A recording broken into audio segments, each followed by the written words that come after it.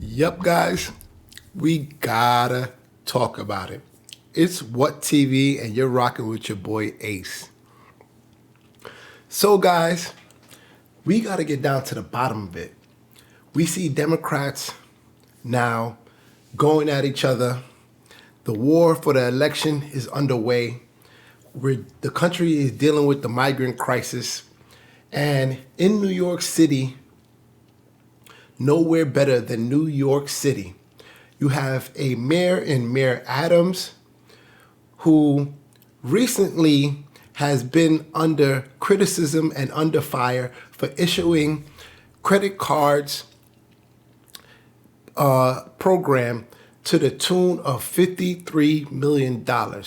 Now, if you haven't heard or if you don't know, New York City is putting out a pilot program to offer migrants credit cards to replace and to deal with food supplements and clothing, because migrants are in shelters and they're in hotels and they're in shelters on Randall's Island, which don't have kitchens, right? Operated kitchens. So the city provides 3 meals a day for these migrants, which the city works with programs and nonprofits and different organizations to bring meals to these migrants that stay in the hotels. Now, you can imagine that cost, right? The cost of that, delivering the meals, preparing the meals, have somebody supervise and operate these meals, and then cleaning up after this probably costs a lot of administrative costs. So the city decided to try out 500 people and give them credit cards to replace these meals so that they could go out and get meals for themselves. People were having a little pushback because they're saying average citizens are struggling. You have homeless people who are in shelters right now, who live in this country, who went to school in New York City, and they are not available to get this option to them. So how can we have incoming migrants get money put on a credit card when you have homeless people here who do not have that option afforded to them? Man, oh man, oh man. If you did not hear what 50 Cent had to say to Mayor Adams, 50% pretty much told Mayor Adams to hit his phone because he wanted to hear more about the plans and the details that's covering the credit cards. Holy. And then, what did Mayor Adams do? Mayor Adams got up on the phone, he talked to 50, and he said, 50, I'm not the problem. 50 said, what's the problem? Mayor Adams said, I'm going to tell you what the problem is. The problem is, you guessed it, the problem is Kathy Hochul. Yep, right in front of you guys, Kathy Hochul. Mayor Adams got on the phone and told 50 Cent about Mayor Adams. Governor Adams. I'm sorry, Governor Hochul. Excuse me, because the drama is so thick that, man, you got to see it for yourself. So when 50 got off the phone with Mayor Adams, he took to his Instagram to get right on Governor Kathy Hochul's ass. He said this. He said, talk to Mayor Adams. He broke down why this pilot program was put in place. He appeared to be on point and on top of things. Now, I want to talk to Governor Kathy Hochul. Oh my God. He said, now, I want to talk to Governor Kathy Hochul about the laws preventing him from doing the things that make the situation better for New York. Shit. Then he said, where's the proposed $2.4 billion she's planning on spending on migrants is coming from? Not my taxes. Wow. So, after 50 went under attack and said that, man, we had to get answers from Kathy Hochul. And I'm telling you, 50, if you have problems with Kathy Hochul, 50 Cent. Everybody tap into 50 at 50. Somebody who know 50, tell 50 he needs to get on the phone with Nicole Malliotakis, because shit, Nicole Malliotakis, she's also a big threat to Miss Cassie Hochul. So let's get right into what Nicole Malliotakis had to say about Kathy Hochul. Kathy, we need answers, Kathy. Where's the money going? We need answers again. If you want me to run it back, if you want me to find it and run it back for you, I could run it back. But let's just jump into what Nicole Malliotakis had to say about Kathy Hochul. Oh my gosh, it's getting spicy. Because if you didn't know, Mayor Adams is a Democrat and Kathy Hochul is a Democrat. So that's Mayor Adams attacking the mayor the governor who is also a Democrat herself. Holy smokes. Let's hear what Republican Nicole Malliotakis has to say about Kathy Hochul. Wow. The entire population of this country. So I don't want to hear about democracy when you're not letting democracy take its course in the Senate and allowing the representatives of the people to have a vote on a very important issue that the entire country is saying is out of control. She instead writes a letter to ask the president and Congress for more money to continue this madness. I mean, first of all, she's asking for money for health care, right? Health care. So I'm sure there's people watching here who are having difficulty paying their health care bills. There are people who have high co-pays, people that have high deductibles, people who have high prescription drugs. She wants them to be able to get free health care and expand Medicare cost sharing with the federal government. We know that she already did some of that in the state budget, but now she wants the federal government to come in and pay for it. She also wants... Sorry about that, guys. Of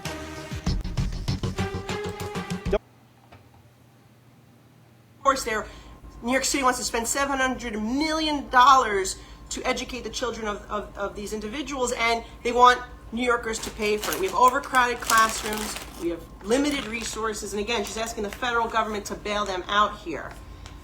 But this is one thing that's really important. I want everyone to listen. They are asking for work authorization. The mayor and the governor had asked for this. Now, some people may say, oh, well, let them work so they can support themselves. But this is the problem. In New York City, right before Bill de Blasio left, he left us a little gift. And that was the Our City, Our Vote legislation that he and the Democratic run council, including, by the way, Justin Brannan in Brooklyn voted for it and others. They all voted for this bill that would allow for non-citizens to vote in our municipal elections. Wow, you heard it right there. The mayor and the governor is thinking about allowing non-citizens to vote. What are your thoughts? What do you think about that? $23 congestion tax. And she's asking for free Metro cards for asylum seekers. No, absolutely not. She's asking for housing assistance. What an insult to the people in this country that are struggling to pay their rent and their mortgages. They're foreclosing on their houses. She's asking for them to cut the line to get Section 8 vouchers. In my office, I have people that call it time to get on the wait list. It is a years-long wait list. Wow. You heard it right there. And we're going to run that back. And I'm sorry for all the sizing issues, but we have to talk about that. Governor Kathy Hochul, all right, she's asking for more money from the Fed, right? She's going to Biden and asking for more money. Meanwhile, we're trying to figure out how is the spending going for the migrants. We want to have an idea of what you think about housing.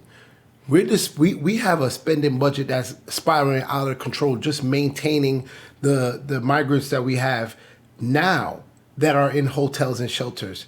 What is the plan to get these people into permanent housing? And like, what is the plan there? We don't even have enough housing for the citizens who've been here for many years, let alone the people who just came here last month. I mean, then you want to have migrants cut citizens who've been waiting for months and years? You want these people to just cut in line in front of citizens that's been waiting? Hear it again. And these are the plans from Mayor Kathy Hochul. 50. Come on, 50. We need answers, 50. Ambassador 50, we need answers. Kathy Hochul, you need to report to 50 Cent shortly. We need answers. 50 Cent, you need to link up with Nicole Malliotakis, because oh my gosh, she's on point. I'm telling you, we're going to run into her name again. She's on people's asses, and I like it. I like it a lot. Tax, and she's asking for free Metro cards for asylum seekers. No, absolutely not. She's asking for housing assistance. What an insult to the people in this country that are struggling to pay their rent and their mortgages. They're foreclosing on their houses. She's asking for them to cut the line to get Section 8 vouchers. In my office, I have people that call all the time to get on the wait list. It is a years-long wait list. We have domestic violence victims. We have veterans. And our governor is really asking the federal government for people who are here illegally that came last week, never paid taxes, never worked, never contributed in this country, to receive housing vouchers to cut the line for Section 8 before our veterans and domestic violence victims. That's another no way. Wow. Nicole Malliotakis. Yes. Education, we know that. She's on point, people. She's on point. So, while the Democratic Party between Mayor Adams and Kathy Hochul, things are heating up, right? You could imagine Kathy Hochul. She hears that Mayor Adams has talked to 50 Cent behind her back, putting the pressure on her. People want answers. People want to know about the budget. What's next year's budget going to look like? How much money are we going to put toward migrants? What's up with the congestion? The congestion toll. What is going on? That's what people want to know. So while Mayor Adams talking to 50, right? Guess what? She has to stand right next to Mayor Adams, and a few days after that, oh my God, you can imagine how she feels. She's probably saying to herself, I want to hurt this little man. Because if you don't know, this was just a couple days after Mayor Adams got on the phone with 50 Cent. They're out in Queens celebrating the Chinese New Year, and Mayor Adams is there just stuck like, yeah, me and 50, we got you. And we stood together. So because of the Flushing Chinese Businessmen's Association, we are stronger than ever. So let's give them all a round of applause for keeping this great tradition going. Yes, this is the year of the dragon. Intelligence, integrity, tenacity, and courage. Mayor Adams is there like, yo, me and 50 got something for you, girl. Oh, man. But she shouldn't, Kathy Hochul, on a serious note, she shouldn't be worried about Mayor Adams. She really should be worried about Nicole Malliotakis, because she has some good valid points regarding the housing situation, all the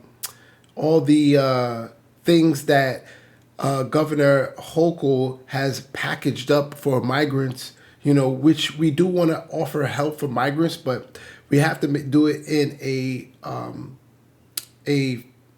fiscally like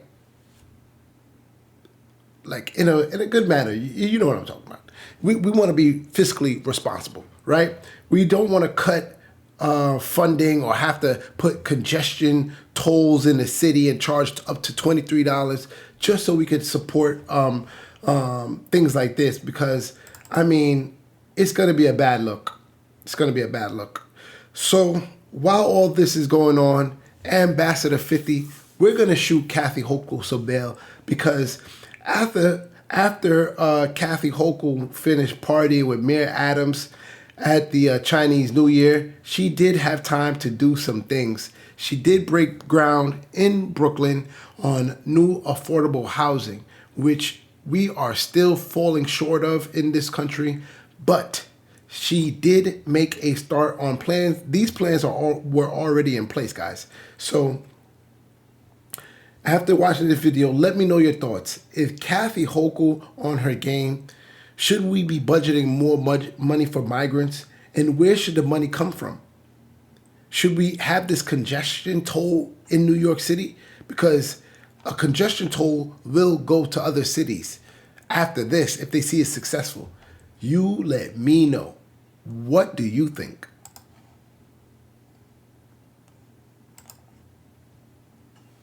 That's exactly what's happening here in Gowanus.